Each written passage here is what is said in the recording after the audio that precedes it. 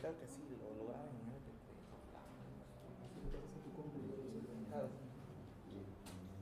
Muy bien. Vamos a abordar este curso sobre la música en el Perú.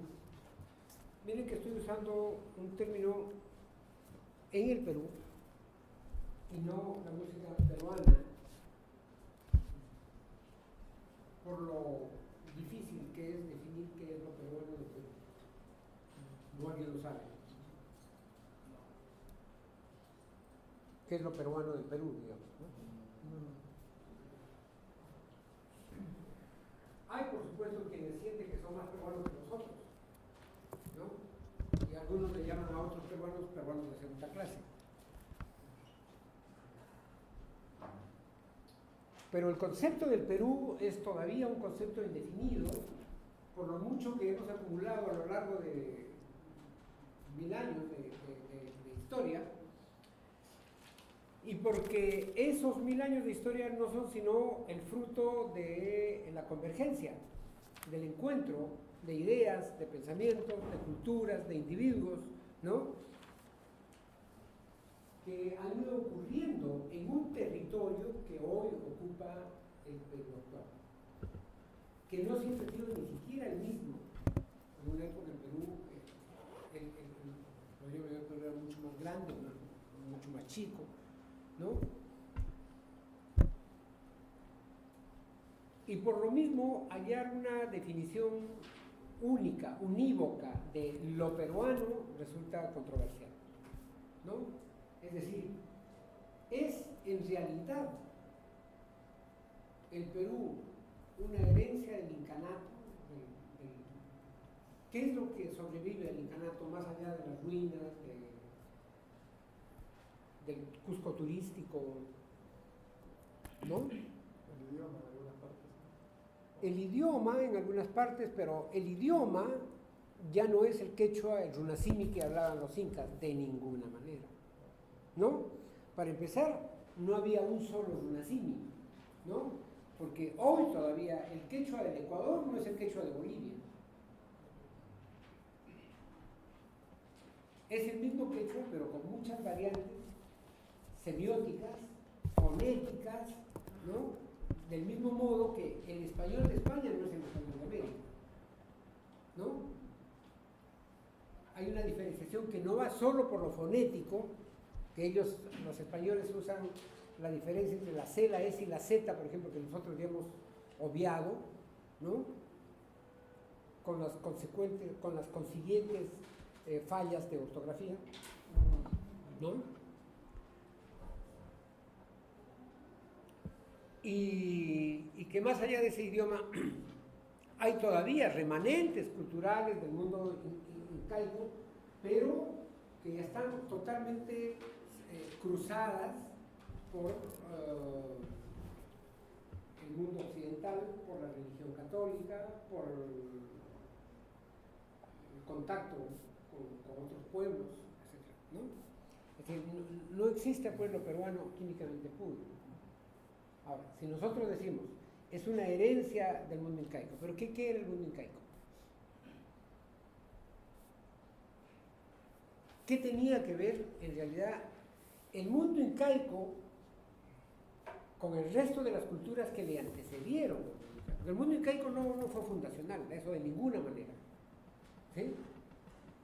Cuando nosotros hablamos de las culturas pre-incaicas, estamos hablando de un conjunto de pueblos que llegan a anteceder en miles de años a los incas.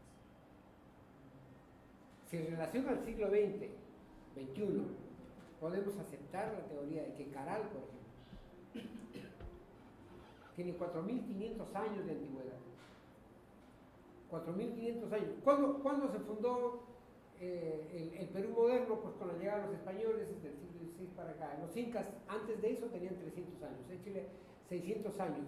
O sea, hay culturas 4.000 años antes que los incas, ¿no?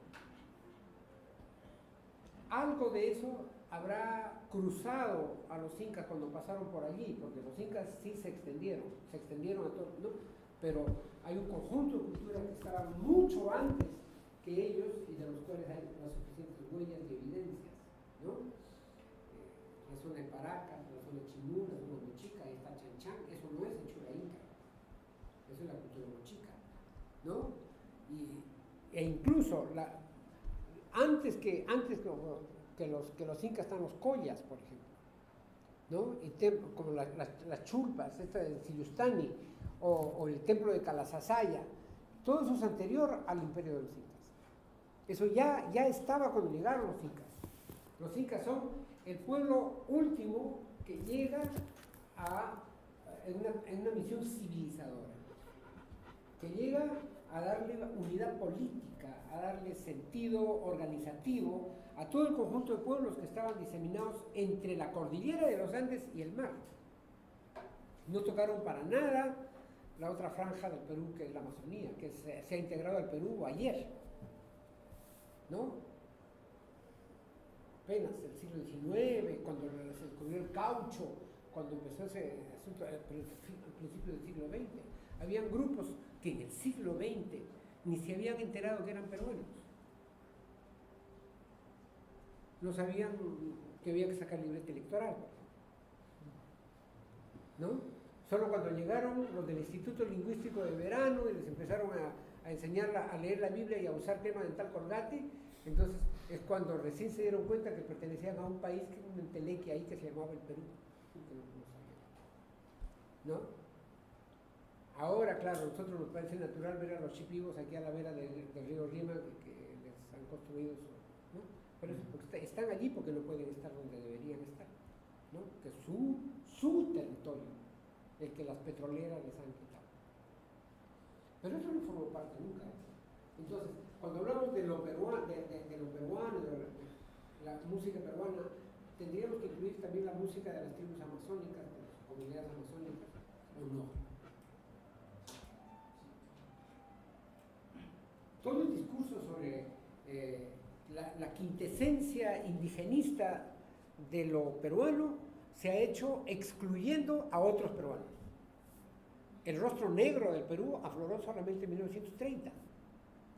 Habían estado 500 años acá, ¿no?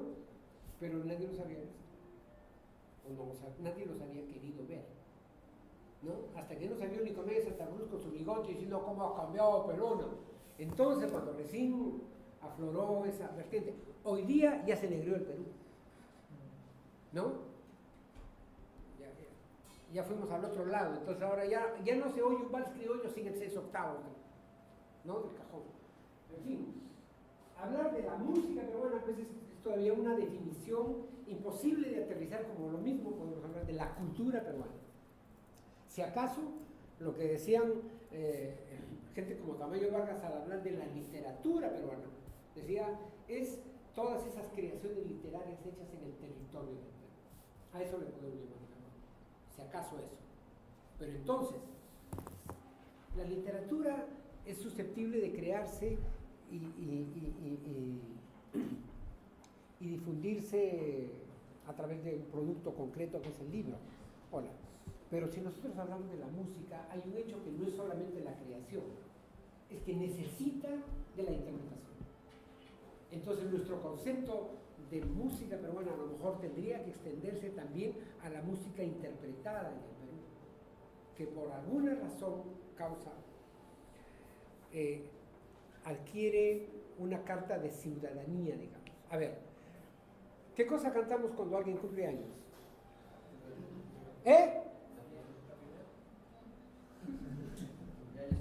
Cumpleaños feliz, ¿no? hace no sé cuántos años, cuando yo nací, eso ya estaba ahí. Y yo no nací ayer, pues, ¿no? Eso ya estaba ahí. A ver, ¿eso es o no es la música peruana? Si hiciéramos, a ver, una antropología de la música y dijéramos, ¿cómo celebran las comunidades peruanas una fiesta de cumpleaños? Bueno, le llevan una torta, que en otros países civilizados se llama un pastel, ¿no? Es un pastel. Digamos una tarta sería más aproximado.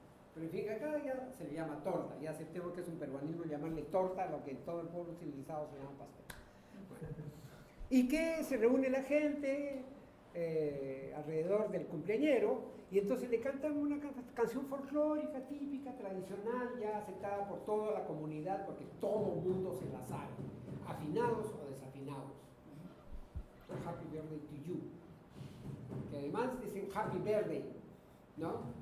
Casi como verde y, ¿no? O sea, que ya no es exactamente inglés, sino una especie de Spanglish, ¿no? Bueno.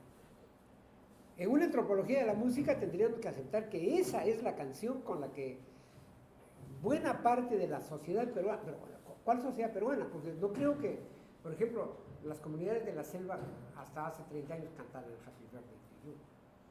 Y en la sierra, donde yo he vivido, crecido y adquirido algunos de los signos identitarios de lo que es mi patria, es decir, los colores, los olores, los sabores y los dolores, ¿no? No se cantaba Happy Birthday to You. Claro, sí. Eso sí, y a la vieja usanza, ¿no? Es decir, nacías el día de Santa Cateta y te ponían cateta, ¿no? Y si eras varón te ponían cateto, ¿sí? ¿Ya? O sea, porque la tradición hispánica, eso tiene que ver con nuestra visión católica del mundo, era que todos los que nacen tienen un santo que los protege. De allí que se celebra el santo. Y en otros países se celebra el cumpleaños y el santo, ¿no? ¿Por qué? Porque tu santo es un día diferente de tu cumpleaños. En el caso del mundo hispanoamericano, coincidía porque a la gente le ponían el nombre del santo del día. Y entonces se le cantaba otra cosa. O sea, tu porte ha venido a entonar o en esta noche de, ¿cómo era? En esta linda noche de amor, en la sierra se cantaba San Pedro y Santa Lucía cogieron flores de mayo para coronar tu frente el día de tu santo. Eso se cantaba. Lo de se porte ha venido a entonar Eso es criollo. acá en el costa. Eso es criollo, eso es en Lima, ni siquiera en la costa, eso es en Lima. Y eso es de Barrios Altos, y eso es del siglo XX. Nadie se crea que en el siglo XIX eso se cantaba. En tiempos de la guerra con Chile o en los tiempos de Ramón Castellanos se cantaba eso, no había. El más criollo es un invento del siglo XX, ¿no? ¿Sí? Pero además, toda esta vinculación de los años 20 de nuestro pueblo con la cultura norteamericana, que fue avasallante, ¿no? Importó la cancioncita del Happy Birthday. Pues eso es del siglo pasado. Pero a ver, independientemente de los orígenes, ¿alguien está en contra de que se cante Happy Birthday to You? No, pues ¿qué pasa? Ya lo hemos hecho nuestro, como otras cosas, ¿no? ¿El fútbol es un invento nuestro? Ah, pero qué bien que queremos a Paolo, ¿verdad? ¿No? O sea, ya es nuestro, pues. Digo, yo no encuentro deporte más popular en el Perú que el fútbol, ¿no? No hay una calle, un barrio, un parque, donde no esté jugando, la gente no esté jugando fútbol. Ya forma parte de la antropología de la gente, ¿no? Entonces, en ese sentido, pues, ¿qué es la música peruana? Son muchas cosas, ¿no? Ahora, yo me subo a los taxis y están tocando música que la gente recuerda como suya, como parte de su identidad forjada cuando Julio Iglesias cantaba Gwendolyn, ¿no? O cuando Roberto Carlos quería tener 1 millón de amigos. Él quería tener 1 millón de amigos hace 50 años porque no se había inventado el Facebook, Hoy es fácil tener 2 millones de amigos en Facebook, ¿no? Los tiempos cambian, pero mucha gente recuerda esas canciones con cariño. No entramos a juicios estéticos sobre buena música, mala música, no tiene que ver con eso. La recuerdan porque forma parte de su educación sentimental, de su relación con los otros, con la sociedad, ¿no? Todo el mundo oía esas cosas en la radio y hoy día hay una radio que se encarga de traértelas para que te sientas bien, ¿no? Entonces, eso también sería la música peruana. O la música del Perú, o la música en el Perú. En tanto praxis social, digo, si algo define que el Perú en los últimos años se ha vuelto salsero y chichero. Entonces, ¿no? Hay cultores, hay gente que se ha dedicado a eso, ¿no? Bueno, pero además, todos hablamos en español, pues ya no importa cómo sea, buen español, mal español, ya decimos yapé, ¿no? Y eso llegó apenas hace 500 años, apenas con los conquistadores, ¿no?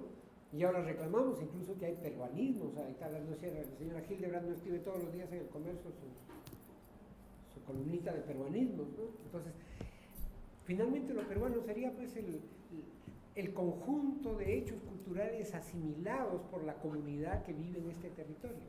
Eso sería lo peruano, ¿no? Y entonces la música peruana sería un poco, como decía Tamayo Vargas, todas esas manifestaciones sonoras que viven en este territorio de la música.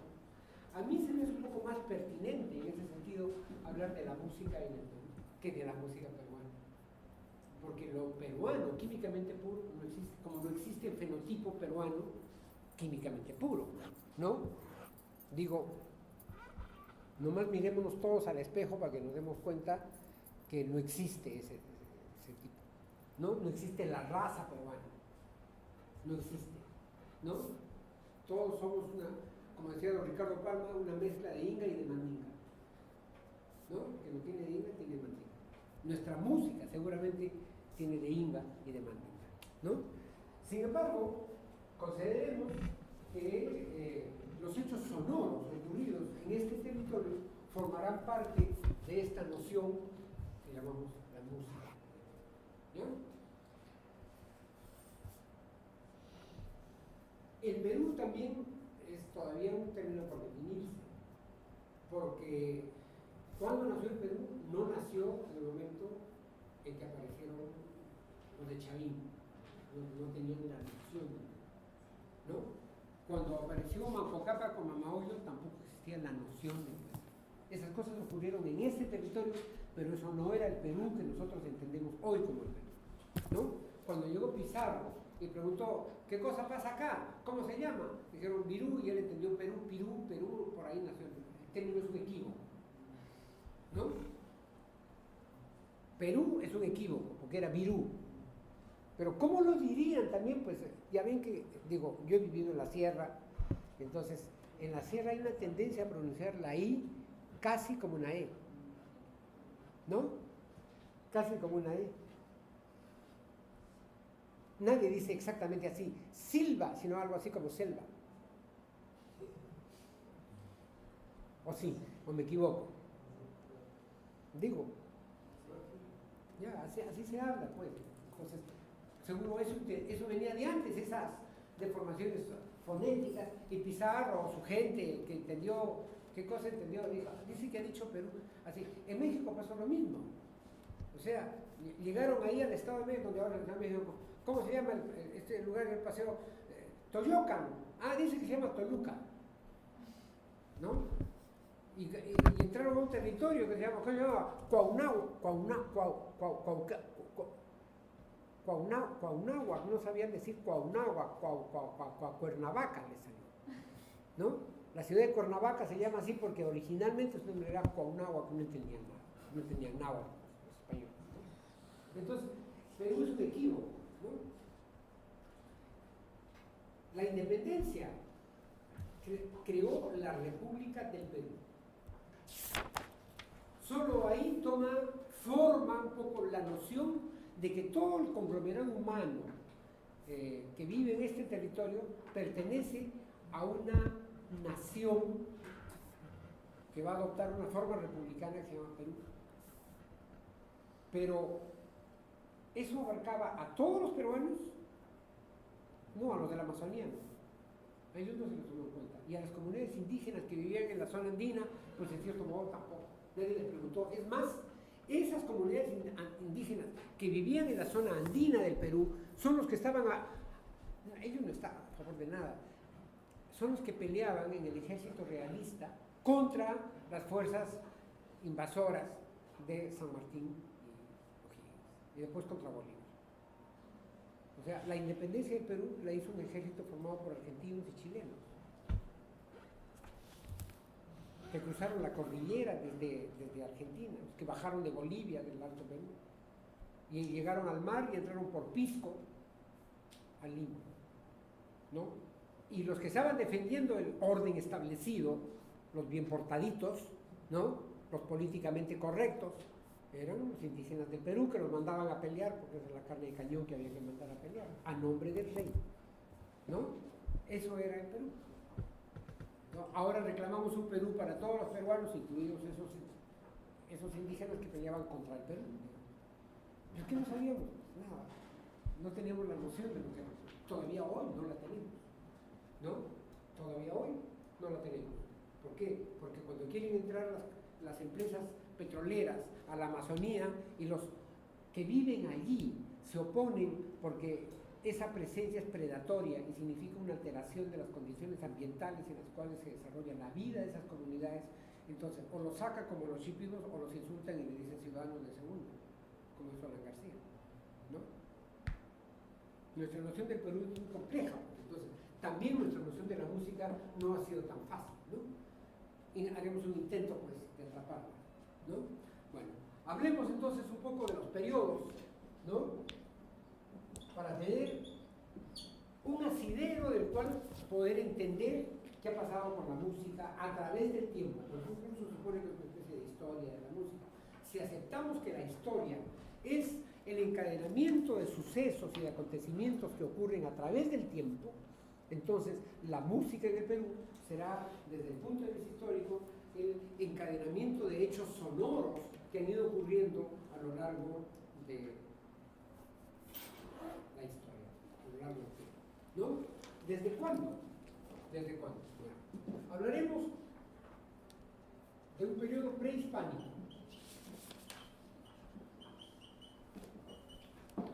¿Sí? Que a su vez estará formado por dos grandes momentos, ¿no? El mundo pre-incaico y el mundo incaico. El mundo pre-incaico porque fue el conjunto de culturas diversas que se fueron influenciando unas a otras, pero que crecieron con cierto grado de autonomía social, cultural, etc. Y el mundo incaico, que fue el articulador de la unificación de todas esas culturas en un imperio político que se extendió hasta Colombia y hasta Chile, el norte de Argentina, Bolivia, lo que hoy es Bolivia, lo que hoy es Ecuador, la zona alta de Bolivia, no la zona baja, lo que está en la selva, eso no formó parte del imperio, solo la zona cordillerana. Y del Ecuador también solo la zona andina y costeña. Es que los incas no pudieron, o no quisieron, o no entraron a la selva, ¿no? Entraron solo hasta Machu Picchu, que está al otro lado de la cordillera, pero en la bajadita, ¿no? No sabemos cuánto bajaron tampoco, porque ¿alguien ha visitado Machu Picchu? No se puede morir sin ir a Machu Picchu. Hay que ver Machu Picchu. ¿Y saben qué? Cuando uno entra, llega a Aguascalientes, ¿no? Y agarra el microbús y sube, y llega así 200 metros arriba a la entrada de Machu Picchu. Entonces hay una ventanita así, es la única entrada. Bueno, se puede ir por atrás, pero eso hay que ir caminando por el camino del Inca, eso nadie hace eso, los turistas no hacen eso. Llegas, entonces, cuando entras a Machu Picchu y comienzas a bajar a la ciudadela, de pronto uno se da cuenta que la ciudadela está hecha en la cordillera, en el cerro, así, inclinado. Y a medida que va bajando el cerro, la selva se ha ido comiendo las construcciones, ¿no? Entonces hay una cantidad de construcciones en piedra que ya han sido devoradas por la vegetación. Si hubiera que recuperar esas edificaciones, bueno, habría que meter ahí dinamita para quitar esa vegetación tan espesa que se ha comido las construcciones. Entonces, nunca sabremos hasta dónde llegaba Machu Picchu, qué tan abajo de la selva llegaba Machu Picchu. Hay puntos donde ya se pierde, ya nadie puede entrar porque eso debe estar infestado de bichos, culebras, sapos y culebras, ¿no? Ya no se puede, y no se puede recuperar porque modificar ese entorno significaría alterar todo el entorno ecológico, ¿no? ¿En nombre de qué? Pues, ¿no? Del pasado, de tener un monumento que mirar. Es muy difícil tomar esas decisiones. Además, ¿cuánto costaría eso? ¿Qué gobierno lo puede afrontar? Y encima que ahora le ponen sobreprecio a todo, ¿no? Se ha hecho parte de la política contemporánea. Entonces, el mundo pre-inca y el mundo inca tuvieron resultados claramente diferenciados. Este es un mundo disperso de culturas, este es un mundo unificador de culturas. Y esto se truncó. Esto duró un rato. El imperio inca, el gran auge del imperio inca empieza en 1438 y en 1525 ya no había. O sea, en menos de 100 años de cuando empiezan las expediciones de Pachacútec, ¿no? De la gran conquista de los incas empieza en 1438, la gran expansión. En 90 años, digamos, habían logrado todo ese territorio y no lo podían ni administrar. Por eso Huayna decide partirlo en dos, ¿no?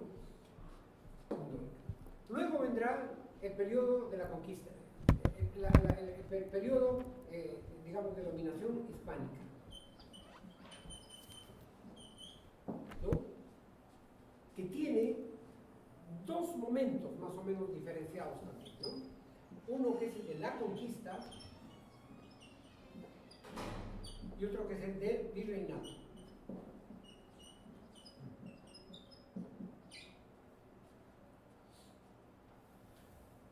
La conquista es ese periodo de cuando entra Pascual de Andagoya y le sabe y se entera que hay un imperio al sur, a el momento en que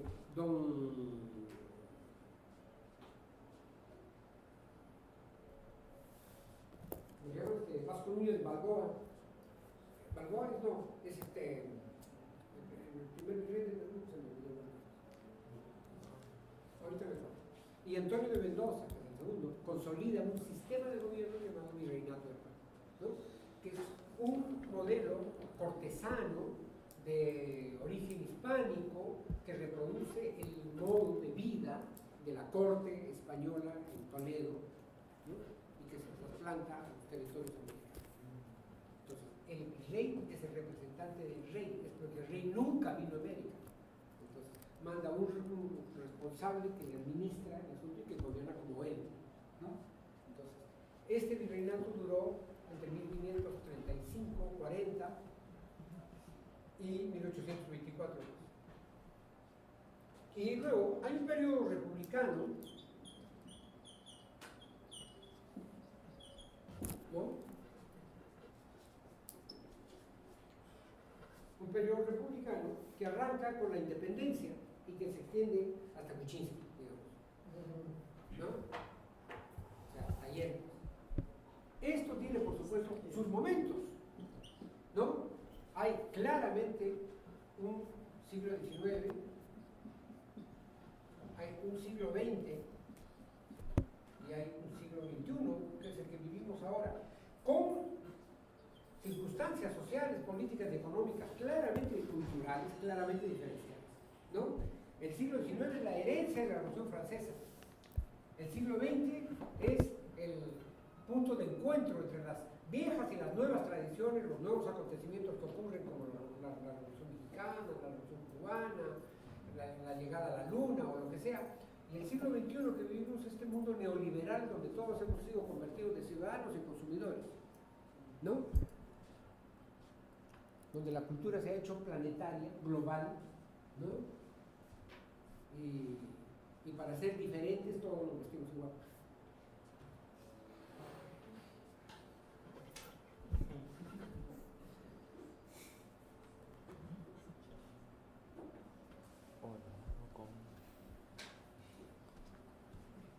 Empezaremos hablando entonces del mundo prehispánico.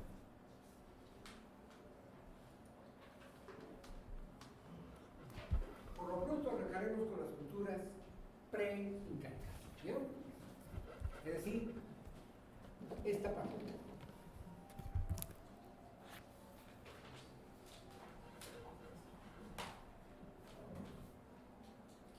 Aquí tienen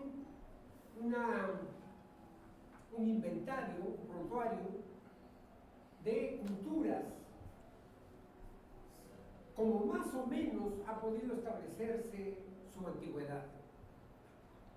Sobre esto, por supuesto, no hay consenso, porque en realidad no existe el acta de fundación de la cultura Cupiznique, pues no hay.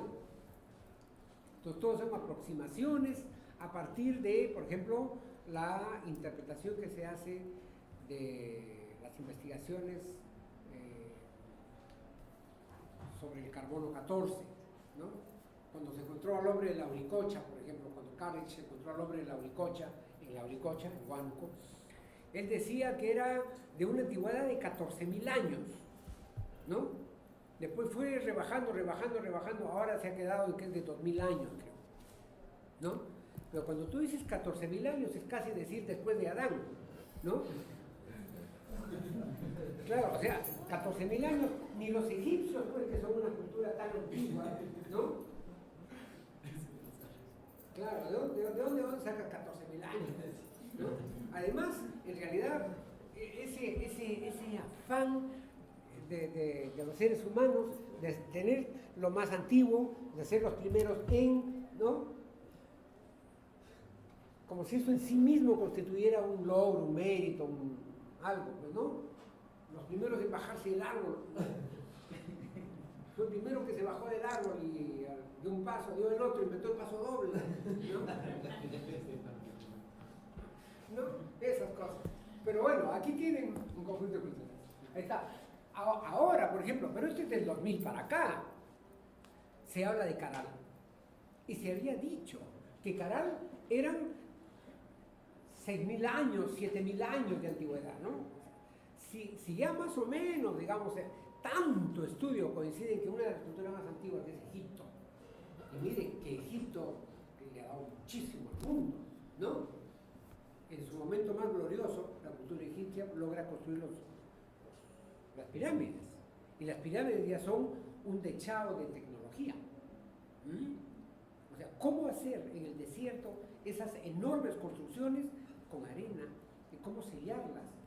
Ya se ha estudiado todos los mecanismos que hacían para hacer, incluso para trasladar las piedras y lograr montarlas con dispositivos, no había grúas, ¿no?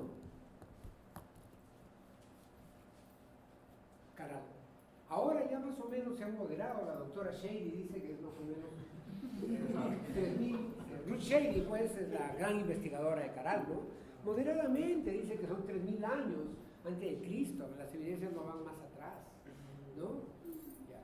Y que luego está la cultura chica, aquí cerca, ¿no? 2.000 años, Kotosh, que es en Huánuco, que ya recibe, eso también se discute, si recibe la influencia de Chavín o si influye en Chavín. Todo esto también porque cuando Julio Cetello descubrió Chavín de Huántar, él le otorgó a Chavín, por las características que presentaba en relación a otros pueblos, un carácter fundacional. Casi es la matriz de las culturas peruanas, decía Chavín de Huántar. Hoy sabemos que Chavín más bien fue influida por otras culturas consideradas menores, como Chilca, como Kotosh, como Cupiznique, ¿no? Entonces, Kotosh, donde hay un templo que se llama de las manos cruzadas, ¿no? Bueno, ahí se encontraron unos instrumentos, bueno, eso más o menos de 1.800 años antes de Jesucristo, ¿sí? Y Cupiznique, en Trujillo, de más o menos 1.500 años antes a 200 años después de Cristo, es decir, cuando ya en el año 200 de nuestra era, todavía estaba vigente, digamos, esa cultura, con mucha influencia de Chavín. Luego viene la cultura Paracas. Bueno, Chavín de Huántar, que tiene una vigencia de más o menos 7 siglos antes de Cristo, ¿no? Y del cual existe un centro ceremonial que ya ha sido restaurados, etcétera, y donde se encontraron las famosas las cabezas clavas, ¿no? Las cabezas de Chavín de Guántara.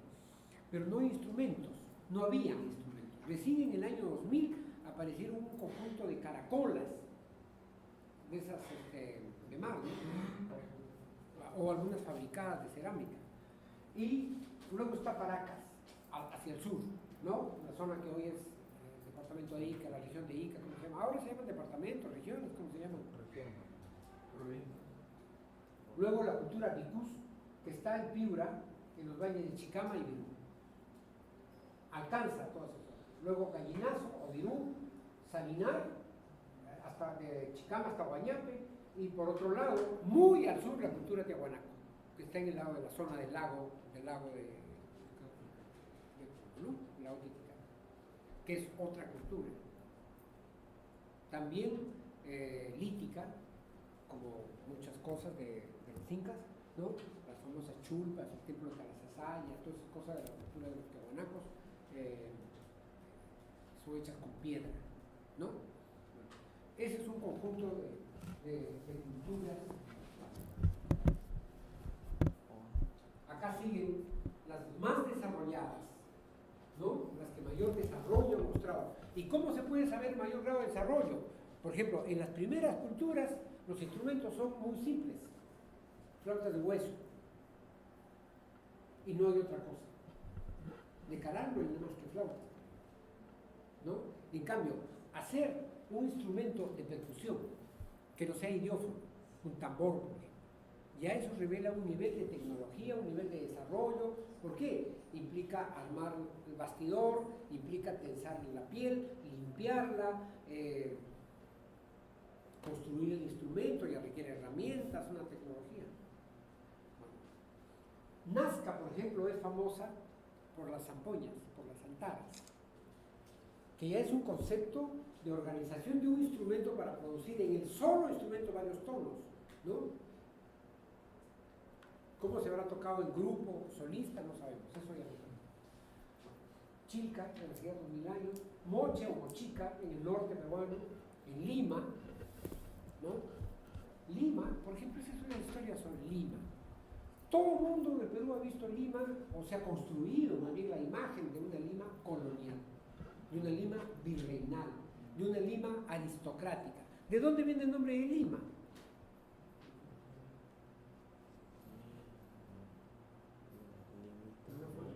¿Ah?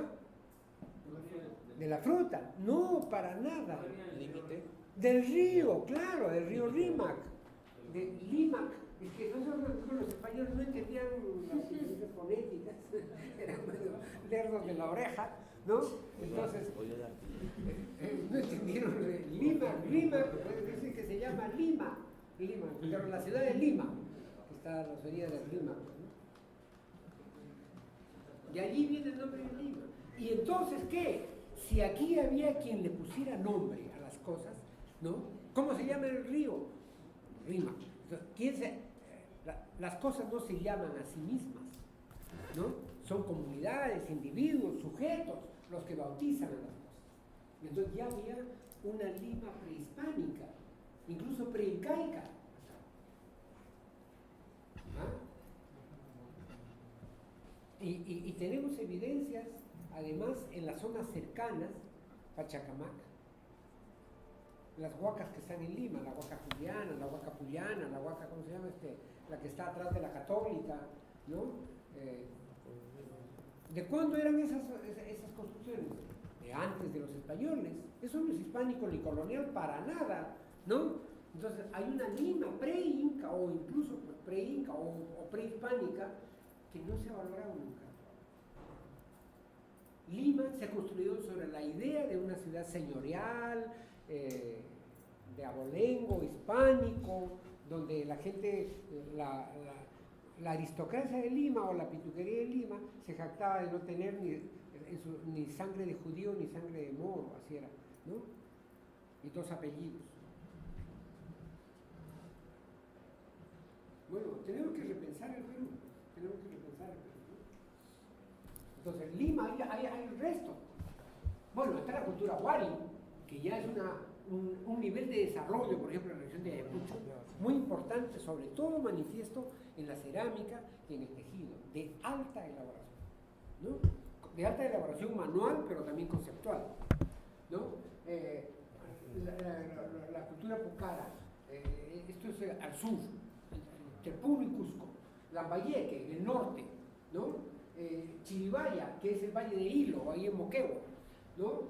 Chincha, Chimú es ya una gran cultura, ¿no? Que se extiende hasta Chancay. Ya estos llegan, miren, en la época de los incas, 1470, están caminando los españoles hacia América.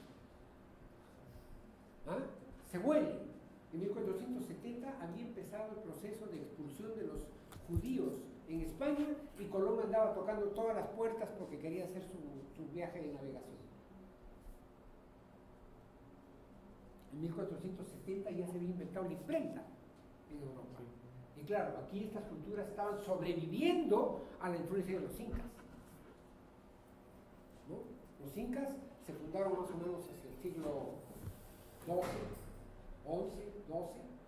y en 300 años habían extendido su imperio. Pero no fue un gran tiempo, ¿no? No fue un gran tiempo.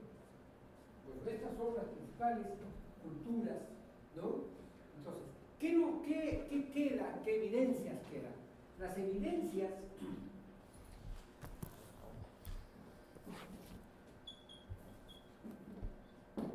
directas del mundo pre-incaico son básicamente dos.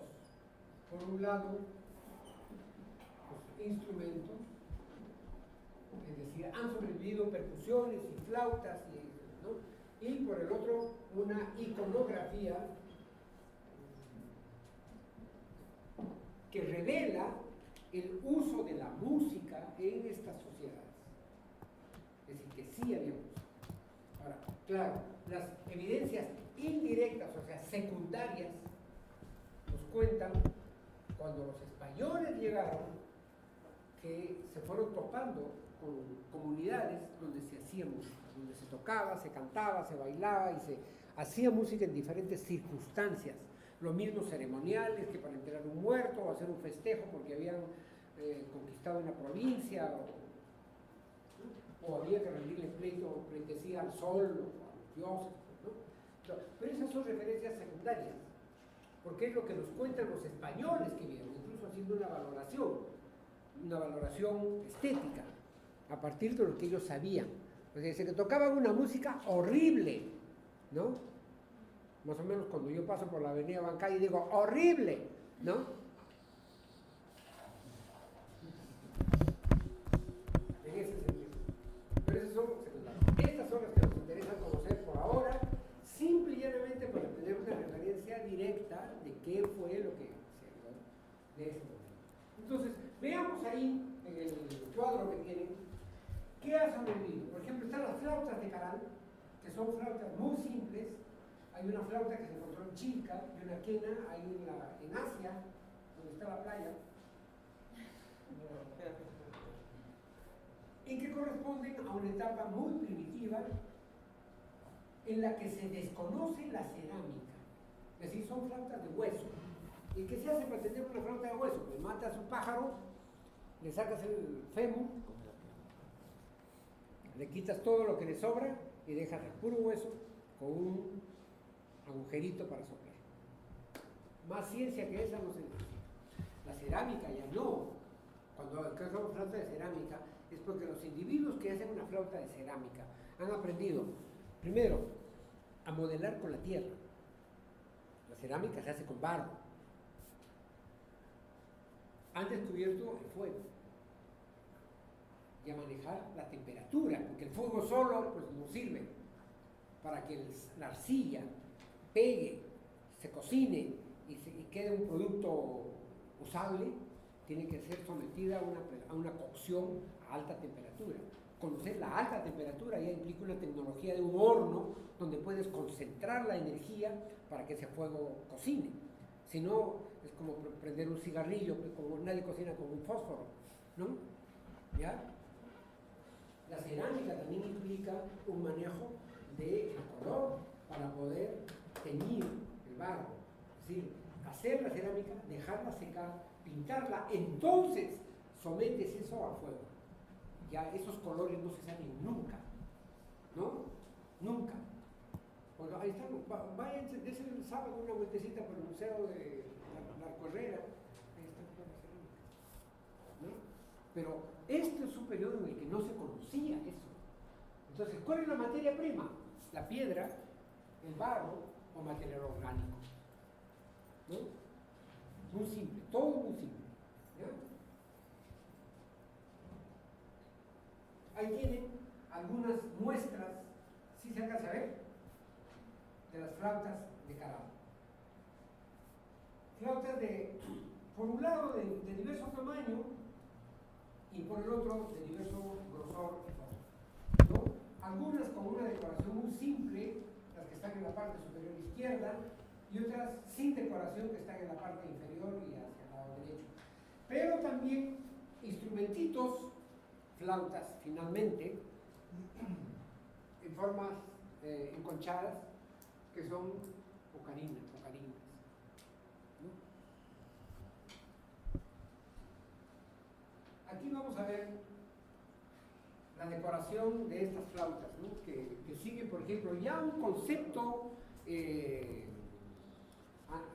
antropológico, ¿no? De retratar imágenes humanas en la decoración, usar la imagen humana como elemento de decoración, ¿no? Fíjense ustedes que estas son unas caritas y donde está la boca es por donde está el orificio para soplarse o salir el sonido, ¿ya?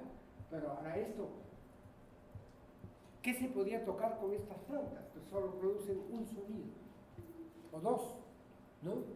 En todo caso no daban, pero ni para la cumbia del chinito, ¿no? Nada más, poquitas notas. Ahora, ¿cómo se usaría? De repente, en tropa, de repente cada uno iba tocando un tono, un sonido, así como hacen los sicuris, que se van pasando la melodía unos a otros. No saben nada, ¿saben? No saben nada. Ahí tienen un conjunto de flautas, todas del mismo tipo, unas más grandes que otras. Ahora apliquen, ¿ustedes se estudian acústica? No. ¿Cuándo llevan acústica? ¿Ah? ¿No tienen un curso de acústica? ¿Ah? Ah, es selectivo. Bueno, vale la pena de todas maneras seguir un pequeñito curso de acústica porque nos ayuda a entender ciertas cosas. Por ejemplo, según la ley de tubos en acústica, un tubo más largo produce un sonido de menor frecuencia que un tubo más corto. Menor frecuencia quiere decir que es más grave, ¿sí? Por eso ustedes vean los instrumentos. Una flauta, la sinfónica, una flauta traversa es más o menos de este tamaño, y un fagot es un tremendo tubo, pues, ¿no? La flauta es un tubo cilíndrico, delgado, y en cambio el fagot es un tubo ancho, grande. Entonces, mientras más grande el tubo, más grave el sonido. Mientras más ancho el tubo, más grave el sonido. Ahora, el gran descubrimiento es cuando viene la fundición del bronce y se descubre que se puede hacer un tubo que no es cilíndrico, sino cóncavo. Las tubas, las trompetas, todos los instrumentos tienen la parte donde se sopla es muy delgada y la parte del florón, donde está el pabellón, donde sale el sonido, es más ancho. Entonces, eso tiene un efecto en la generación de sonidos armónicos, ¿ya? ¿Cómo tocarían estos instrumentos? Por lo pronto sabemos, miren, estos son más o menos del mismo tamaño como formando familia. Aquí estos son más grandes y estos son más chicos. Y estos son unos como más delgados y otros más gordos. Entonces, sería para generar pues, sonidos de diferentes alturas. Eso inevitablemente produce sonidos de diferentes alturas. Ahí por ahí vamos a mostrar cuando toca, hay alguien que toca. Estas también son las mismas flautas puestas así para vistas en otra perspectiva, ¿ya? Aquí tienen un estudio analítico de 3 flautas encontradas en Caral de aproximadamente 3.000 años de antigüedad, ¿ya? Miren la relación porque estas flautas estaban unas con otras. La primera da aprox un do sostenido y la segunda un si. O sea, lo que les decía, según la ley de tubos, un tubo más largo da sonidos más bajos, ¿no? Entonces, Este da un do sostenido y este le da el si. Estas flautas que vienen amarradas funcionan más o menos como una especie de acorde, ¿no? Sol, si, mi. 10 cents menos, 40 cents más arriba que el si, no es si sostenido, y este es un mi 35 cents más arriba. O sea, no coincide con el sistema temperado. El sistema temperado es otra ficción, como una ficción más común, ¿no? El sistema temperado no es natural, ¿no? Es un sistema inventado para poder dividir la octava en 12 semitonos iguales. Pero qué curioso que se formara una especie de arpegio, ¿no?, entre los sonidos. Y que es un conjunto de 4 flautas, bueno, aquí da un re, un mi bemol, un mi, un sol, un si, pero esto no se sabe que fuera un solo instrumento, no es una zampoña, son 4 flautas juntas, ¿no? O sea, no es que haya un movimiento cromático acá, pero este es un poquito más alto, ya un mi bemol un poco alto, un mi natural y un re un poco bajo, digamos, ¿no? Pero todo eso son aproximaciones. Ahora, ¿qué hacían con esos sonidos? ¿Qué tocaban? ¿La marcha de banderas? Ahí ya estamos perdidos, no sabemos, ¿no? Esta es la flauta de Chilca, la que se encontró en Chilca, una flauta de pan. ¿Por qué se llama flauta de pan?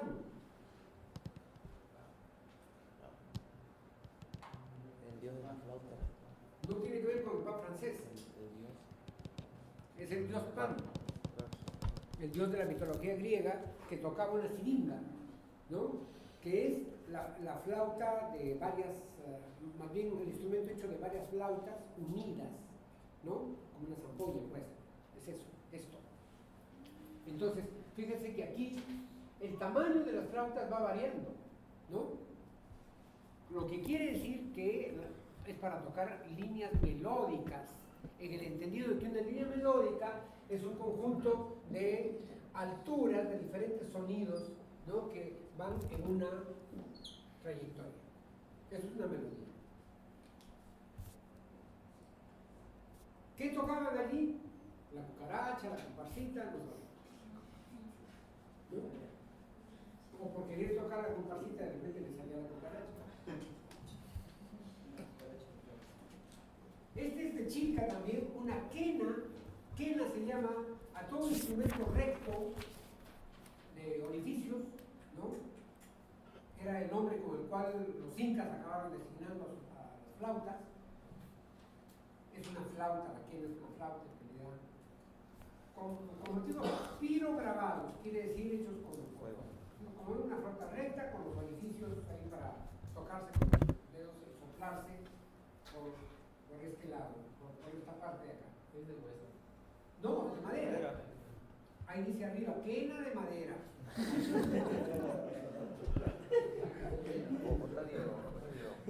Quena de madera.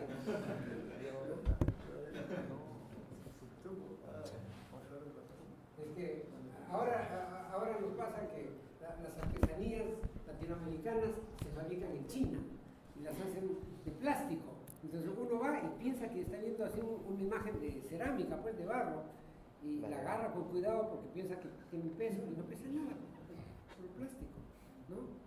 Así está todo. Ya, yo todavía he alcanzado a comer en los chifas con la cucharita de porcelana, con la sopa con cuchara de porcelana. Ahora ya no, es plástico, es igualita que la cuchara de porcelana. Incluso ahora las muñecas de porcelana son de plástico. ¿Cómo será cuando quieren imitar el plástico? Quena de Chilca. Es la misma quena pero vista en otro ángulo, ¿no? Recta. ¿Ya? Ahí ven 4 orificios como para acomodar 2 dedos y 2 o 3 y 1, no sabemos. Y esta es la que apareció en Huánuco, la flauta de hueso. Esta es de hueso, no es de madera, pero fíjense ustedes que es similar en su forma y en su estructura a las flautas de Caral, ¿no? Es decir, los 2 orificios acá en los extremos, pero uno en el centro. Entonces, ¿cuántos sonidos puede producir eso? No más de 1 o 2. Porque o vibra todo el tubo o ni creo que la mitad. Bueno, este es el de Kotosh. Aquí está, de Kupiznique, Cajamarca, una caracola con en la mano izquierda y una imagen que revela un tocador de pututo. Pututo es el nombre que se le dio a estos instrumentos, ¿no? Es el strong. Bueno, la caracola viene con diseños ahí grabados, ¿no? Ahora, vamos a ver, ¿sería este objeto sonoro un instrumento musical? No sabemos. A ver, ¿ustedes creen que el silbato del policía es un instrumento musical? Que se puede, claro, solo es un instrumento musical cuando uno decide incorporarlo a un hecho sonoro llamado música. ¿Ah? Claro, solo cuando entona, o cuando incluso haces un coro hablado, pero entonces para eso necesitas una organización en el tiempo, con ritmo, ¿no? Si no, ¿no? O sea, nada, vamos, uno sale pues aquí a los paseos de la República y nadie diría que están tocando la sinfonía de la Benemérita, ¿no? De ninguna manera, ¿no? O los claxons de los autos, que se pueden usar como música, para la música, sí. En la ionización de Edgar Varese se usan las sirenas de barcos, ¿no? Pero ahí tienen un propósito musical, pero si uno se va al Callao y escucha la sirena de los barcos, pues no es música. No responde a la idea de querer ser música. ¿Sí? Bueno, en ese sentido no sabemos si estas caracolas solamente eran, por ejemplo, instrumentos para la comunicación. Así como cuando el policía toca un sonido, un pitazo largo, está diciendo pase. Cuando eso toca pic, uno ya sabe que se pasó el alto y que te están llamando y que te tienes que parar porque el pic ya significa papeleta o coima, o las dos cosas, ¿no? Bueno, esto es de Kupiznique, que es otra de las culturas tempranas, y ya se ve, por ejemplo, esto es cerámica y esto es un tocador de flauta, ¿no? Entonces la cerámica, ya les digo, implica un más alto desarrollo, un nivel de desarrollo más alto, y aquí vemos que por lo menos sujeta el instrumento, no se ve que esté en posición de tocarlo, ¿no?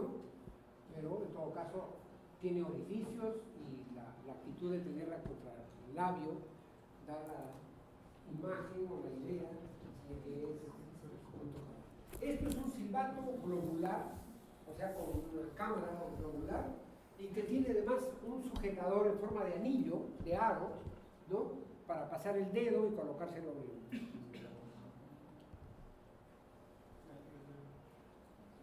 un silbato. Ahora, bueno, todos los silbatos suenan, pero pues no sabemos que estén incorporados a la música, ¿no? Entonces, esa es una distinción que tenemos que hacer también. No todo lo sonoro es necesariamente un instrumento musical.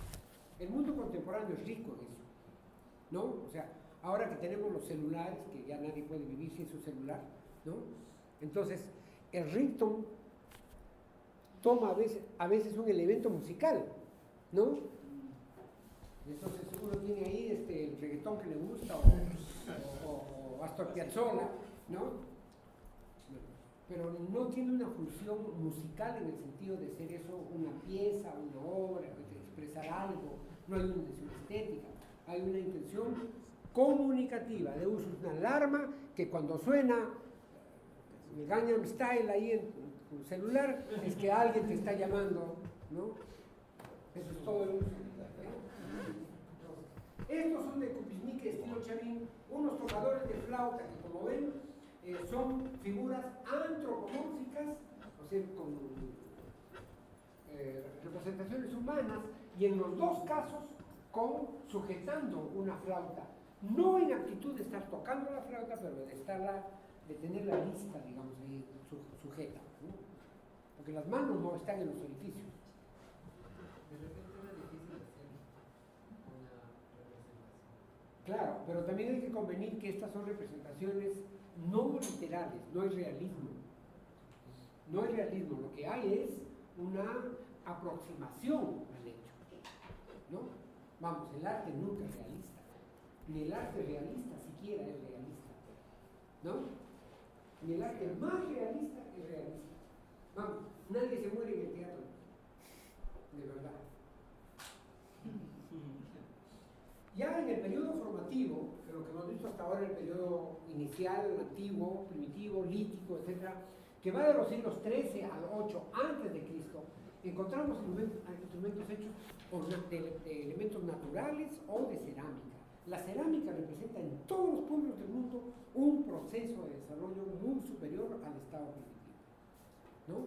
Por lo que implica, ¿no? Dominio del barro, de la tierra, el modelado, la cocción, procesos pues que implican un conocimiento de las cosas, ¿no? Ahí vemos que hay trompetas, sonajas, silbatos, antaras, ¿no? Antara es el nombre que se le da a la flauta de pan, ¿no? Que en quechua, en los vocabularios quechuas aparece como antara. En aymara se llama siku y en español se llama zampoña. Todo es lo mismo. Todo es lo mismo. Zampoña, siku, antara o siku. ¿Sí? Así. Zampoña, eso es español.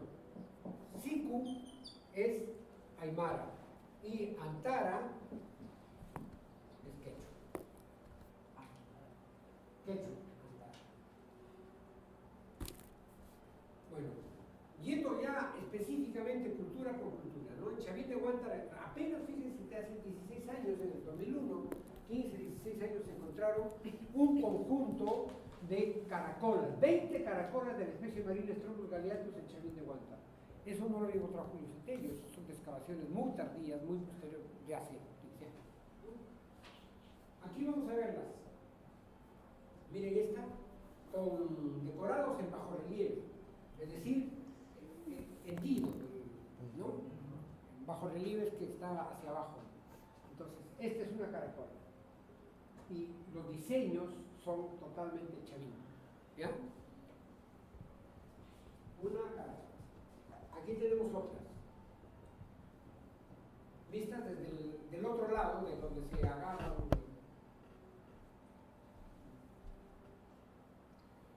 Miren el tipo de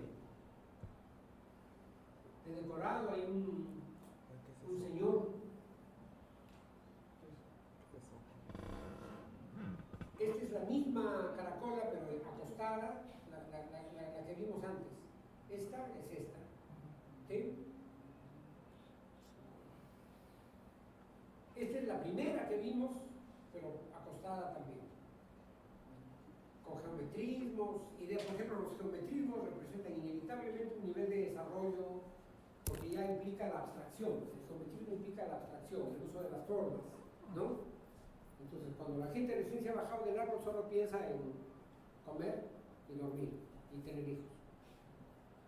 Cuando ya puede hacer representaciones geométricas es porque hay un principio de abstracción, es decir, de concentración de elementos como la línea, el punto, el círculo, ¿no? Cosas en las que cuando estás en tus etapas inferiores no piensas, definitivamente, ¿no? Esta es la misma caracola que vimos antes. Todas estas son las caracolas de Chavín de Huántara. Y este es un tocador de pututo, el que está del lado de allá, ¿no? Este debe ser seguramente un sacerdote o una cosa así. Y este es el tocador, y ahí vemos que tiene sujeto el instrumento de una manera, ¿no?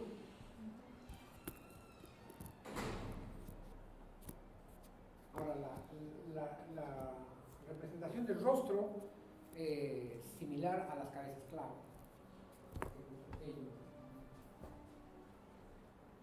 Esto es Paracas, de la zona de Opucaje, donde hacen el vino, una flauta de pan con resonadores. ¿Qué quiere decir con resonadores? Que hay una segunda columna de flautas. ¿Sí la notan? Ya, entonces, ¿para qué sirve eso? Amplifica. ¿Ya? Miren, ya tener esa noción, por ejemplo, de amplificación de sonido, seguramente significa que para espacios abiertos requerían una sonoridad mayor. Sería pues para tocar en la plaza, en una situación así, ¿no? Esta es otra flauta de la zona de Pucaje, una antara, ¿no?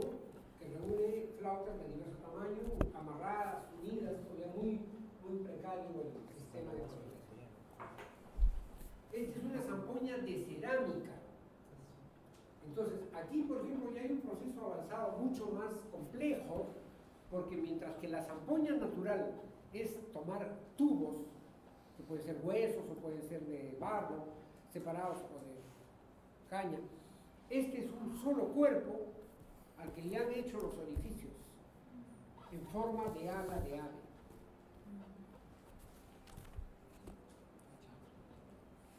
Esos orificios que tienen cima son para sujetarse el instrumento, ¿no?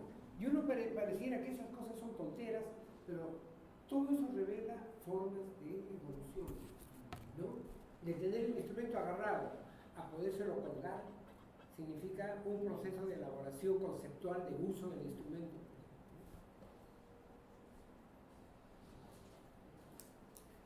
En el periodo formativo superior de los siglos VII al II están estas culturas vicus, tembladera, Salinar, Virumo, Chica y Nazca. Todavía no sabemos mucho de la información sociomusical. No sabemos, por ejemplo, las circunstancias. Vemos ahí un tocador antes, ¿no? O vemos los instrumentos, pues no sabemos en qué contextos funcionaban. Hay cerámicas que ya representan aspectos musicales propiamente, y los materiales son elementos naturales, madera, hueso, y sirven para trompetas, sonajas, silbatos, santaras. También hay instrumentos de cerámica. Ahora vamos a ver algunos de ellos, para irnos conociendo, ¿no? Este es de tembladera y Salinar, una zampoña hecha en forma de ala de ave. Este es un tambor de los vicus, de la cultura vicus. Aquí creo que tengo otra. Entonces, este es un tambor de cerámica y lo que había que hacer con este era adherirle a esta zona el parche. Ahora, lo que no sabemos es si era parche simple o parche doble, porque los membranófonos son de parche simple o de parche doble, cuando llevan un solo parche o llevan dos. Eso configura un tipo de timbre, ¿no? Pero bueno,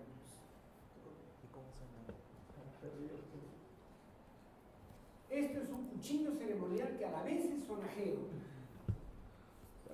¿no? Seguro para tener una guía sonora de por dónde iban haciendo la trepanación, ¿no? Pues tendría un uso mágico religioso, no sabemos, ¿no? Es decir, el sonido iba acompañando el acto ceremonial, ¿no? Hay cosas mágico-religiosas que acompañan las acciones, ¿no? Así cuando los futbolistas entran a la cancha no se persignan, ¿no? Todos se persignan. En realidad el partido debería acabar empatado, ¿no? Si no es que, claro, si no es que Dios está tomando partido, ¿no? Si es lo que buscaban era la ayuda divina, ¿no? Entonces, esos actos mágicos religiosos pues, de encomendarse a, ¿no? Y ahora, si después de 20 intentos no logran meter el gol, ya por lo menos saben que se disculpan, no lo escucharon. Bueno, esto es un silbador. Un silbador quiere decir una especie de cerámica con un orificio para introducir el aire en forma de mano. Esto es lo que se llama una botella silbadora. Estas botellas silbadoras se llenaban con agua hasta una parte de la botella y entonces al balancearse el instrumento se provocaba un batido del aire contenido dentro por la acción del agua y eso implicaba una salida un resultado sonoro que salía. También solía silbarse por este lado y el sonido salía por acá de, ¿no? Por la boca del sujeto, del personaje. Ya esto, por ejemplo, tiene un nivel de elaboración pictórica mucho más desarrollado. Hay un juego de colores, una gradación geométrica. ¿Ya? Esta es otra botella de los Vicus con un tocador de tambor, lo cual revela seguramente que la botella esta tendría algún uso musical, en la medida en que hace alusión a un hecho musical que está ahí, que es un tocador de tambor. ¿No?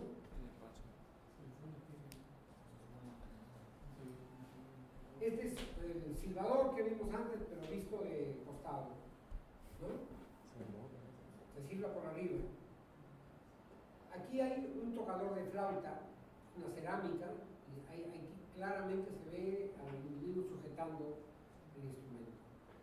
Esta es otra botella silbadora, pero miren el nivel de decorado mucho más rico, mucho más elaborado en viú, también con un tocador de tambor en la parte delantera. Estas, por ejemplo, son las evidencias iconográficas, ¿no?, de este tipo, ¿no? O sea, son elementos visuales que nos dicen que había música, o que por lo menos había instrumentos musicales. Ya tener un tambor, ¿para qué se fabrica un tambor? ¿No? Que suene. Para llevar el ritmo, para... Para hacer bulla. De virú también una botella silbadora con un tocador de antara, fíjense el tipo de flauta, muy claro, ¿no? Desde el tubo más largo al tubo más corto, todo unido por arriba y para tocarse debajo de los labios. Esta es una caracola de Nazca con su lazo, ahí se un sujetador. Aquí una serie de una especie de sartal de pequeñas conchas, de pequeños caracoles de mar, más bien, más que para soplarse, para percutirse, ¿no? Un charchado, como lo llaman. Este es un silbato ictomorfo, es decir, en forma de pez. En realidad, una ocarina. Se llama una ocarina a un instrumento que tiene una cavidad, un cuerpo con orificios para abrir y cerrar con los dedos y un conducto para soplar, ¿no? Entonces, aquí tiene estos orificios, ¿no? ¿Cómo es lo que se llama? Ocarina, ocarina.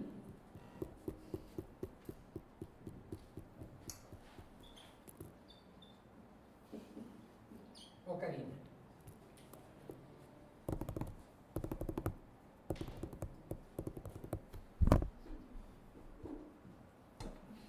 Esta es otra ocarina, pero en forma de flauta, de Nazca. Quenas de hueso y caña, o sea, de diferentes materiales, y se llama quena a toda flauta recta, ¿no? Incluso en el caso de la flauta superior, la que está hacia arriba, la de madera, ven el corte arriba para la muesca para poder colocar debajo del arco. También en las flautas, pero de este lado de hueso. Esta es una quena de hueso que está en el Museo Precolombino de Chile, pero que perteneció a la cultura nazca. ¿Cómo se lo llevaron? Seguro por la guerra. Saquearon tantas cosas los chilenos. Esta es una corneta de Nazca con un dios ahí pintado, dibujado. Como ven ya la forma, por ejemplo, es la del tubo cónico, no el tubo recto, sino el tubo cónico. Y ahora vamos a ver esta, en la misma flauta, ¿no? La misma corneta. Esta no es una flauta, es una corneta, porque solo tiene la embocadura y el pabellón afuera, donde sale, ¿no? Esta es una zampoña de cerámica que tiene ahí la clasificación de los sonidos que producen, no alcanzo a leerlos, pero en forma de ala de ave también. Siempre la luz está para allá. Esta es también una zampoña decorada con pájaros que produce 3, 6, 7 sonidos, pero no produce la escala. Son Son 7 sonidos, pero no son la escala, no es do, re, mi, fa, sol, la, si, do, ni la, si, do, re, mi, fa, sol, la. Y ahí ven las mismas zampoñas que vimos antes, más una vasija con un tocador. Eso es lo que llamamos una iconografía. Los otros son instrumentos y estos son iconos. Ahí está el tocador, en madera aislada. Esta es una antara nazca pintada en 2 colores sobre un tapiz. Estas son zampoñas nazcas de cerámica que pertenecen al Museo Nacional de Antropología. Esta es otra zampoña nazca, pero fíjense, el doble juego, ¿no? O sea, con resonadores. Unas flautas más cortas que las otras, seguramente para producir una resonancia tal vez a la octava, ¿no? Que esto, por ejemplo, ya revela un conocimiento del sonido, no quiero decir que eran expertos en acústica, pero inquietudes no faltaban. Este es un tambor decorado con pájaros, de Nazca también. Entonces, la base es para apoyarle arriba, se pone el parche. Este es el mismo tambor, pero visto de otro ángulo, sin el parche, en la parte interior, o sea, el de cerámica. Y aquí otro tambor pequeño, miren cómo sujetaban el parche. Un tamborcito decorado, Nazca. Este es el famoso timbal gigante de Nazca, de este tamaño.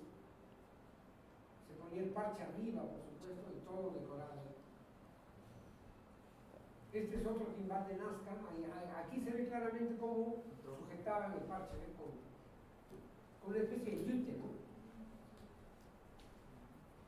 Este es el timbal Nazca visto de otro ángulo. Y estos son tambores pequeños del mismo corte. Miren cómo están sujetados los parches.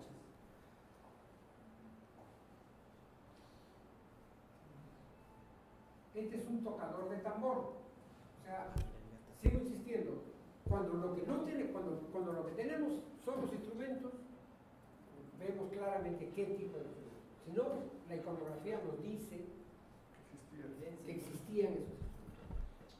¿Ya? Aquí hay el famoso trompetero de Nazca. Fíjense la manera como han representado el instrumento y la forma de soplarlo, ¿no? Tiene la boquilla contra la boca, ¿no?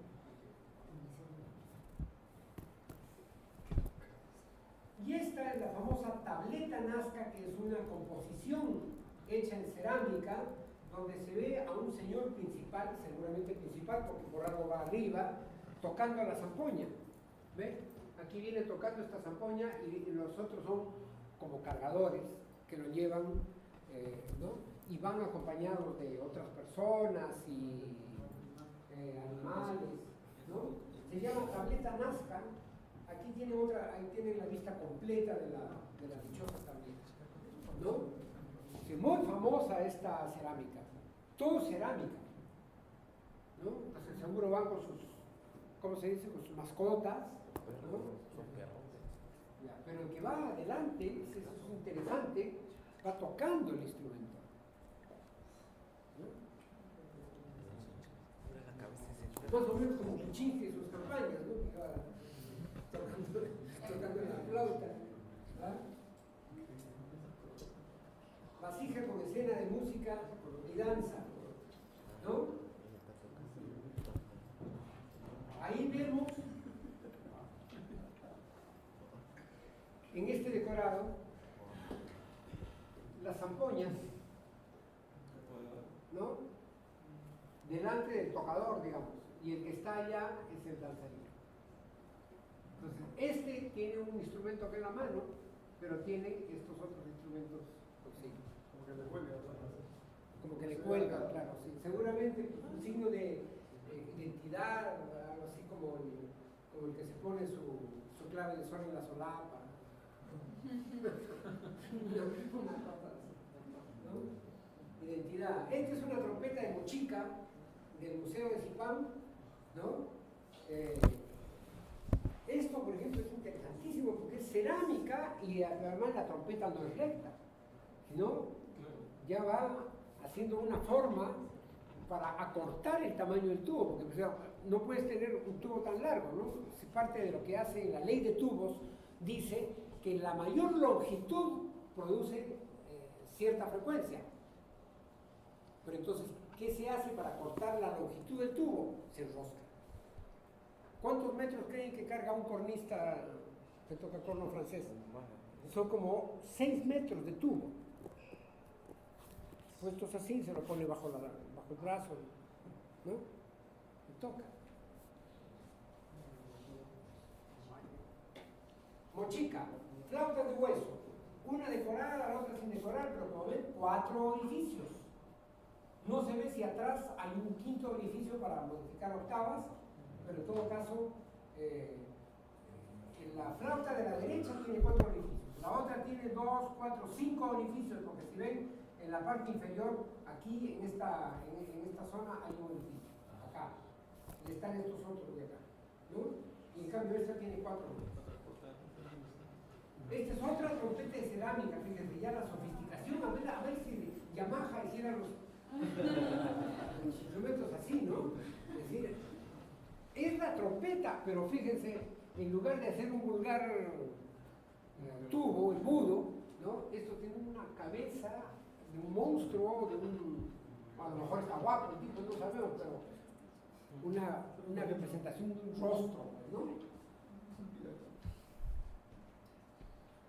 Mochica, caracolas de mochica. Como ven, un instrumento común en diferentes culturas pre-incas.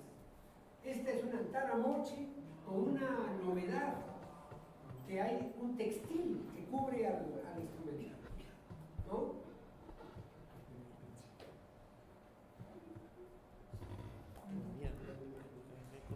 Flautas de diferentes tamaños, ese es el principio de la antara. Miren estas trompetas, varias trompetas de cerámica de vuelta, se llama cerámica de vuelta, ¿no? Porque el tubo está incurvado. Mochica.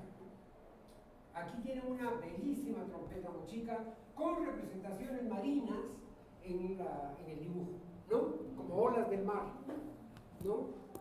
Entonces seguramente era para tocar sobre las olas un barco abajo. Otra trompeta moche con una representación zoomórfica, que es sí es la misma trompeta, vista desde otro ángulo, ¿no? Aquí tienen la trompeta moche con un músico, esto está reflejado en un espejo, con un músico tocando su instrumento. Una antara, ¿no? Otras trompetas mochi, la del lado derecho tiene también un tocador de algún instrumento. Esta es una bocina. A ver, ¿qué función tendría esto? No sabemos. Para el bajo continuo sería. No sabemos, en realidad no sabemos, ¿no? Serviría para amplificar la voz, tal vez. Como todavía no se habían inventado los micrófonos, ¿no? Moches, ¿no? Seguro así como el presidente Fox que decía mexicanos y mexicanas, moches y bochas, moches. Una bocina moche, también esta es otra. Pero no sabemos si estas cosas tenían función musical, ese es el problema. Esta es una sonaja piramidal invertida, ¿no? Es decir, la pirámide es así, pero justamente la parte más angosta va hacia el sujetador, ¿no? Hacia el mango. Este es un tocador de flauta mochica, ya con una expresión, por ejemplo, el nivel de expresión del rostro ya implica una concepción psicológica de la percepción del artesano, que hay como un aire de la mirada puesta en el más allá, ¿no? Está leyendo. Avisorando un futuro venturoso. Este es otro tocador de flauta.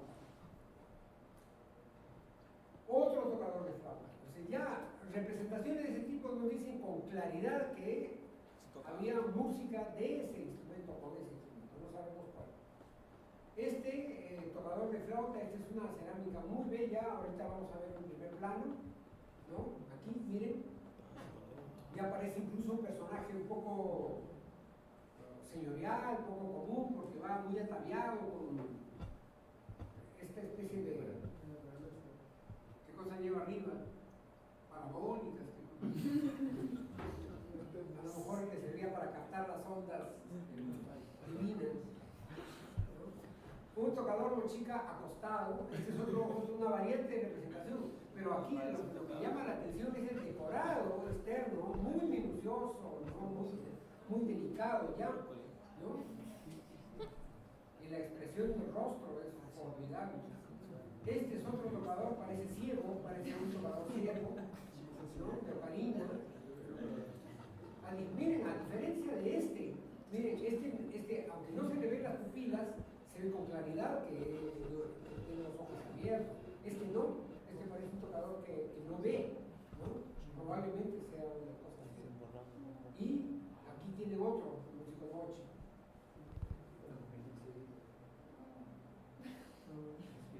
Este es una abstracción tocando alcalina. Todo es mochica. Este, por ejemplo, que tiene una expresión mortuoria, parece una especie de calavera, ¿no? Va tocando un tambor. Estas son iconografías de mochicas, tamborileros. Aquí, uno tiene forma humana, el otro es un pájaro, un ave, y el tercero es literalmente un esqueleto. Parece hecho por José Guadalupe Posada. Aquí hay un tocador de sonaja de semillas. Entonces, fíjense la manera de sujetar la sonaja, ¿no? De muchas semillas, casi como si estuviera sujetando una mazorca, una cosa así. Y aquí vemos otro tocador de semillas, con un rostro un poquito simiesco, sentado. Es el mismo, este es este. Aquí vemos un tocador de caracola y es muy elocuente la manera como la mano izquierda está sujetando el instrumento,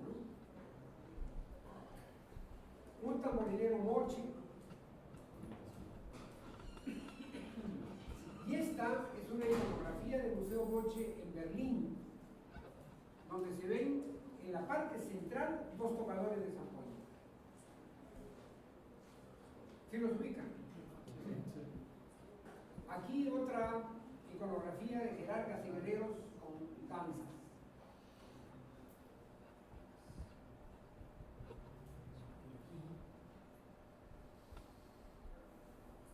Parece que están bailando la Macarena. Otra iconografía mochi, donde también aparecen ejecutantes. De aquí hay un ejecutante de tambor. Y aquí hay un ejecutante como de flauta. Estos.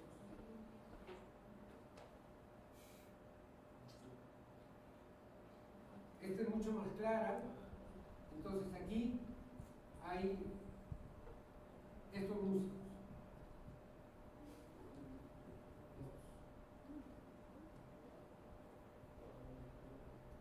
Este es un personaje mítico que tiene en las manos una zampoña.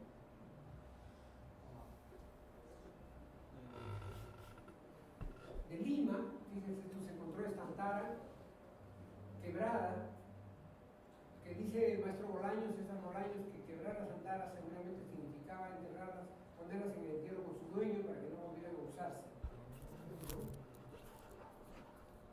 Y ya a partir del siglo VI de nuestra era es el surgimiento del Imperio Huari, que se expande de Ayacucho hasta Siguas y por el norte hasta Chiclayo, Tepeque, ¿no? Y llega hasta por lo menos el año 1100 después de Cristo.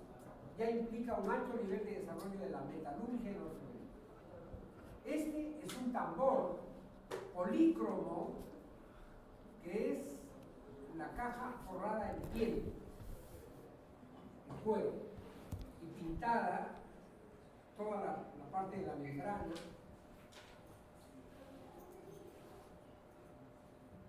Este es otro tambor polícromo. Miren el tipo de decorados que tienen con mucha similitud con mantos, con tejidos. Esto es Wari, en los Ayacucho. Aquí un tambor con una cerámica muy sofisticada y unos detalles ahí. Sí. Trompetas, Wari. Una de cerámica, la otra de madera. Y este es una zampoña en un tapiz. Como verán que en esta parte central, ¿no? Está la zampoña como colgándole del cuello. ¿Ya? Esta es le enfocará una trompeta de cerámica similar a la que vimos de Nazca. Esto es una botella silbadora, pero de 4 cuerpos. Aquí está la vía para el silbato y estos son los productos de salud. Y 1, 2, 3 y 4 cuerpos. Aquí de Chiribaya hay un tambor y unas antadas. Estas dos, estas muy polícromas, si se dan cuenta, estas dos muy polícromas. Parece un huehuete mexicano.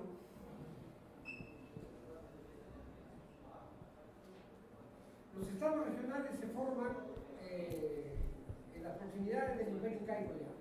Aquí sobresale el Gran Chimú, sobre todo el Gran Chimú, muy presente con las referencias iconográficas. Antara con modificadores tímbricos. Como ven, 2 hileras de tubos, ¿no? Una más corta hasta acá y todos estos tubos, seguramente como resonadores, abortadas. Esta es la flauta que vimos parecida a la de Chincha. La de Chincha parecida a la otra que vimos de hueso. Esta es la famosa flauta con decoraciones en bajo relieve, de Chincha. Este es un tocador de tambor y flauta. Esto, por ejemplo, ya revela una asociación que no hemos visto hasta ahora. El mismo ejecutante tocando la flauta y el tambor. Un hecho que, por cierto, se repite persistentemente en todas las culturas del mundo. La asociación más primitiva de 2 elementos es la voz y la percusión o la flauta y la percusión. Aquí tienen un tocador de flauta corriendo olas. Una flauta recta ya hecha de metal. El metal, por ejemplo, no habíamos visto hasta ahora, esto es chimú, que ya implica pues, el dominio de la metalurgia. Una botella silbadora de cerámica de 2 cuerpos, chimú. Otra botella silbadora que lleva arriba una banda de música. Si ustedes se dan cuenta, el último ejecutante está tocando un tambor.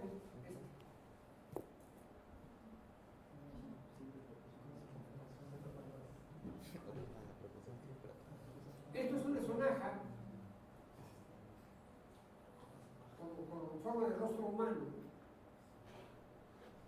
Y aquí están las dos, la parejita de sonajas.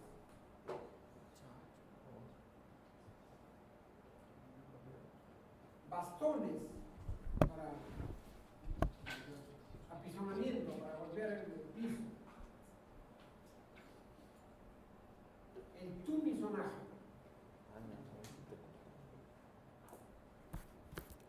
Otras sonajas de metal.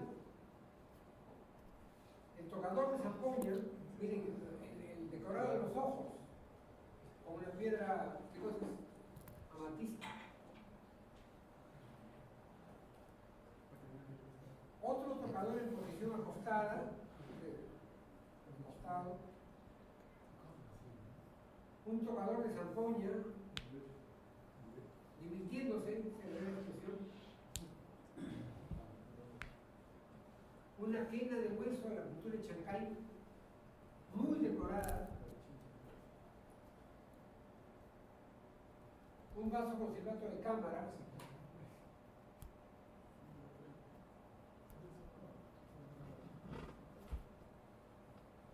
De Chancay, otro tambor decorado, similar al que vimos antes. Un tocador de Antara. Y ya. Como ven, el mundo prehispánico es muy rico, muy prolífico en imágenes, en instrumentos, en el récord de la vida, ¿no? No hay más. La música no existe, por eso no puse nada de sonido, ¿no? Para no hacernos ideas, ¿no? Bueno, creo que estamos en la hora. Nos vemos la siguiente clase, que entraremos al mundo inca.